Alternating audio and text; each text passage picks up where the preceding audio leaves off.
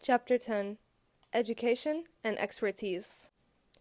There is no wealth like knowledge, no poverty like ignorance. Ali ibn Abi Talib. Education. Education doesn't stop when you get out of school. In fact, it doesn't start when you get into school. Life is learning from the moment you arrive. Even though he is a voracious reader now, it never suited Ash to go to university. He learned best from reading and doing it in a self-directed way. In a world where all his mates were running off to different universities, gossiping about the latest parties, excited about having new freedoms, he chose a less glamorous option, Staples, a shop selling office supplies. His former classmates were on holiday with their new girlfriends and boyfriends in between terms. He was helping customers pick out PCs. They met new friends and went on exciting adventures. Ash studied warranties. They groaned about long reading assignments. Ash snuck off to the book section to learn just one more thing about the internet and the World Wide Web. Ash repeated some A-levels and tried other diplomas, but it just didn't work out. He dropped out of college twice. He didn't go to university. And yet Ash is now, by any standards, very successful. Ash is in the minority. Most of the best businesses in the world were founded by people who went to university. For every Richard Branson out there who didn't go to uni, there are thousands of entrepreneurs who took the traditional route and got their degrees, then went on to create highly successful businesses. However, correlation is not causation. So does education actually give you an unfair advantage? Does education matter? The short answer, you won't be very surprised to hear, is yes. Your education is very important. What doesn't matter so much, however, is how you get that education. We've discussed intelligence, and now we'll talk about using your intelligence to get educated or develop an expertise. We'll talk about the education system as a whole, why formal education and postgraduate degrees may or may not be the best path for you, and the different ways to educate yourself and develop expertise. Education is defined as the process of learning, especially at a school or university.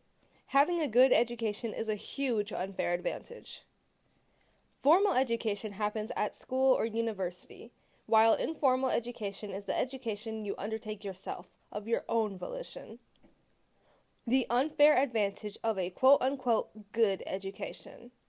All parents want what's best for their children, and they go to extreme lengths to get it. Top schools and universities are very expensive and incredibly competitive and difficult to get into, and for good reason. The number of top entrepreneurs who went to a private school is staggeringly high. This list includes Richard Branson, Virgin, Bill Gates, Microsoft, Mark Zuckerberg, Facebook, Elon Musk, Tesla and SpaceX, Jack Dorsey, Twitter and Square, James Dyson, Reed Hastings, Netflix, Reid Hoffman, PayPal and LinkedIn, Tony Hsieh, Zappos, Kevin Plank, Under Armour, Evan Spiegel, Snapchat, Kevin Systrom, Instagram, Jimmy Wales, Wikipedia, and Nicholas Woodman, GoPro. Interesting, isn't it? It doesn't seem to bode too well for you if you weren't privately educated, and doesn't appear to bode well for parents who can't afford expensive fee-paying private schools. And, if you look at the data for elite universities, they are all disproportionately filled with students who come from private school backgrounds. Despite continuous efforts by governments to increase social mobility and allow for more underprivileged students at top universities. However, let's look a little closer and break down the actual benefits of formal education and university degrees. Knowledge, network, and signaling. There are three main benefits: knowledge, network, and signaling. The first of these is the most obvious purpose of education. Knowledge is what you're taught in schools, which includes literacy, mathematics, and facts about the world, and then deeper and generally more specialized subject-specific learning as you get older at university. This gives you the basic tools to engage with the world, from reading to doing simple arithmetic, and it's undeniable that schooling, especially as a child, is crucial to success in life. The more specialized subject areas will give you more in-depth understanding of the world or of a particular field. The second is network. When you go to university, particularly one that's prestigious and difficult to get into, you will meet others who have also managed to gain entry into that university. The selection process that everyone goes through means that you are a highly curated set of fellow students who are smart and driven. This is a good source of potential co-founders and business partners. There's also the network to which the university can grant you access if they have good entrepreneurial societies, with professors as potential mentors and links to investors. The university might even have its own investment fund. Finally, you have the signaling, which is often referred to as credentialing. It is also about showing to others that you have the skills and intelligence for certain jobs. This is the status and quote-unquote personal branding side of the education system, which is explored in Chapter 11. If you go to an elite university, it is a large status booster and gives you immediate credibility. It's shorthand for, I'm smart, diligent, and talented. So a top-tier university is by far the most powerful here. All three of these benefits of education are huge, despite all the criticisms leveled at universities, many of which are valid. In 2013, U.S. venture capitalist Eileen Lee took a hard look at what the fastest-growing unicorn companies, startups that grew to be valued at more than $1 billion, had in common. These were startups that were less than 10 years old. There is much myth and hyperbole surrounding these companies. Eileen wanted to see the data. Among other observations, she noticed that one myth really did hold to be true. Elite universities really do pump out unicorns. Stanford University cranked out the most unicorns, with Harvard, UC Berkeley, and MIT following closely behind. A follow-up study in 2017 by Sage showed the same universities in the same order. For most entrepreneurs or startup founders, especially non-technical founders who want to raise funding, formal education is an unfair advantage, mainly for signaling, status, and networking purposes.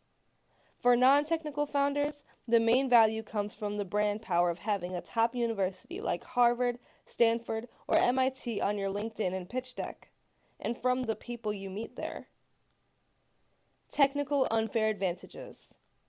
There is, however, one strong context for which what you learn at university, by virtue of the learning itself, is definitely an unfair advantage, and that's specialist technical knowledge. For example, Google would not have been founded if it wasn't for two Stanford computer science PhD students, Larry Page and Sergey Brin, doing their dissertation in 1996. Originally titled Back Rub, their dissertation topic, at the encouragement of their supervisor and mentor at the university, was about the structure of the internet and how they could map it out on a graph.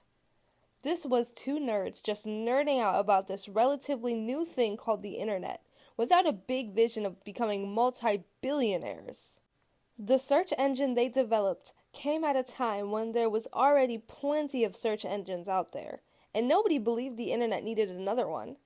However, what drove them to eventually grow Google into one of the most valuable companies in the world was a technical unfair advantage. Larry and Sergey had an insight that search engines weren't bringing up the best results, and that's because they were just based on keywords. They had another idea, based on the academic citation model, and it simply worked much better.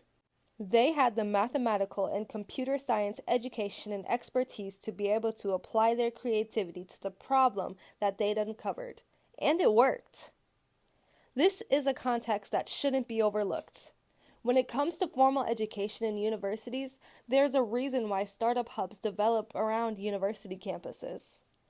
This can be true for any field. For example, biotech, where biology PhDs apply their education and expertise to a problem. Their unfair advantage is having that knowledge and often being in a strong academic institution that supports and nurtures the startup. Another example is Demis Hassabis. He could easily be one of those genius case studies we looked at in the intelligence chapter, since he was a child prodigy at chess and co-designed and lead programmed a hugely successful computer game called Theme Park at the age of just 17. Deeply educated with a double fist from Cambridge in computer science, he went on to work on more computer games, this time as lead artificial intelligence AI programmer, before founding his own video game development startup. Then it was back to academia for Demis and a PhD in neuroscience at UCL to find inspiration in the human brain for more AI algorithms. You can tell someone is freakishly intelligent when simply reading their list of unbelievable accomplishments wears you out. Incredible statistical outliers exist in this world. Finally, Demis co-founded DeepMind in 2010, a London-based machine learning AI startup with the ambitious mission to solve intelligence, and then use intelligence to solve everything else. It certainly paid off financially, as in 2014, Google acquired DeepMind for £400 million. One of Demis's co-founders, Shane Legg, was also an AI PhD. Again, this is where academic institutions prove to be a strong unfair advantage, and not just for signaling and status purposes. Expertise. Expertise is simple. It is a self-taught process where, for the most part, you learn by doing. Begin by learning enough theory to get you started, but know that ultimately, most of the real learning comes when you apply that theory and get feedback from the real world as to how it's working. That is how you truly become an expert in something. Ash found his unfair advantage by developing his expertise, and so did Hassan, years later via a completely different path. Ash did it by reading books after work at Staples, and then immediately applying what he learned to a live project, a shoe e-commerce site. While Hassan did it by taking on an online course and then applying the techniques in the real world. Both paths work very well as long as you don't let anything hold you back from applying that knowledge. The goal is to reach the stage of learning by doing. If you don't have the unfair advantage of money and are instead living from payday to payday, developing your expertise in an in-demand field can be your ticket out.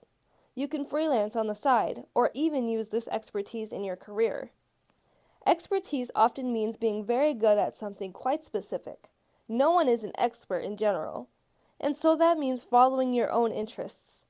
Formal education and academic institutions are often designed to give you a solid grounding in many different subjects, and won't necessarily help you build your expertise in just one. That's why the emphasis is on you. You can develop expertise without formal education and qualifications. Just pick up a book, an audiobook, or an online course and get started. Institutions can be slow-moving and simply can't keep pace with all the new skills that are in demand by employers. For example, jobs like managing a company's social media didn't exist a decade ago. And, with the constantly expanding range of digital skills now in demand, universities are having trouble keeping pace. As a definition for expertise, our favorite is the one from Professor Fernand Gobet. An expert in a given domain is, quote, somebody who obtains results that are vastly superior to those obtained by the majority of the population, unquote. This definition can be applied to various domains, from the expert yoga teacher to the superstar tennis player to the expert tax consultant. It also crucially doesn't limit you to being an expert in one field. While you won't be an expert in all fields, you can develop expertise that allows you to deliver to a high standard in many. It's easier to become and be perceived as an expert at something when there are clear outcomes being delivered, outcomes that are measurable. Both authors have an expertise in SEO. This is measurable, as you can see the website at the top of Google search results for the targeted keywords. We both did well by increasing traffic to websites, clearly visible and profitable outcomes, as seen as on the search traffic reports and balance sheet. This is something we learned how to do through trial and error, through learning from others and then trying it for ourselves. In fact, Ash got most of his expertise by tinkering outside of work, on his little side hustle startups. At a job, putting into action any plan can take many layers of managers and decision makers. Whereas on a side hustle, you are your own boss and you can simply do it. Ash learned quickly, and the outcome had a direct effect on his pocket. When we meet people in their early 20s, we always advise them not to pick the job that necessarily pays the most, but the ones where they can learn the most. By learning a lot, you get expertise in a specific industry. You acquire specific skills that can be developed further, and you often get some really valuable insights that could turn into startup ideas. Education can give you the theory and deep knowledge, but the drive to use what you've learned in real-world practice scenarios and being consistent in your learning is vital to becoming a real expert. Not just someone who knows how to answer questions about a subject, but has also done it themselves. As with any form of learning, you've got to commit and continue to develop in order to reach a level where you can get the results that are vastly superior to those obtained by the majority of the population. Education and expertise as your unfair advantage. Are you happy with your level of education? Only you can know if you need to learn more to reach the level you want to be at. We can't change the education we received as a child, but it's never too late to get more education, to improve your learning and your skills. You may decide to do a postgraduate degree, like an MBA or a master's in entrepreneurship, or to take an online course like Hassan, or an evening class to up a particular skill such as coding. But how do you decide whether any of it is necessary? The answer to that question depends on a number of factors, including your own other unfair advantages. For example, if you don't yet have a startup idea, there isn't a particular career path you're enjoying or learning a lot from, and you can afford to go back to university. Go for it. You may meet someone there. Plus, if you get into a prestigious university or course, you'll give yourself a big status boost and make better connections. You will learn from studying case studies at business school. You could develop deep technical insights by learning something STEM-based, or gain important critical and culture skills through studying the humanities. Those with a master's or a PhD may get paid more in future jobs, and in doing so, may be quicker getting to the point where they can quit to start their own company. Ask yourself, do I have the skills to build my company? Do I know what I'm an expert in? What would I like to be an expert in? You may already know what you're an expert in, something in which case you can focus your company on what you're good at, and work on the other skills you need.